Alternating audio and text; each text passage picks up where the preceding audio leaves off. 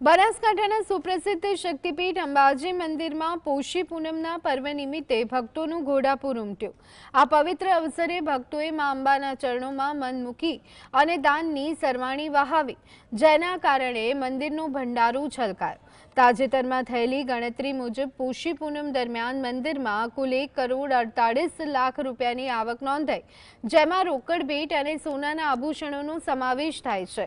વિગતવાર જોઈએ તો ભંડારામાંથી 71,57,000 રૂપિયા રોકડા મળ્યા, જ્યારે શ્રદ્ધાળુઓ દ્વારા અંદાજે 76,64,000ની કિંમતના સોનાના 2 મોટા આભૂષણો અર્પણ કરવામાં આવ્યા।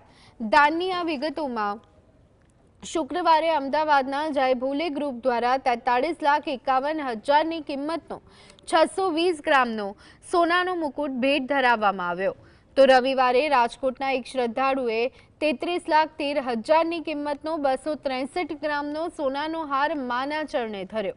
માતાજી પ્રત્યેની અતૂટ શ્રદ્ધા આ ભવ્ય દાન સ્વરૂપે જોવા મળી છે।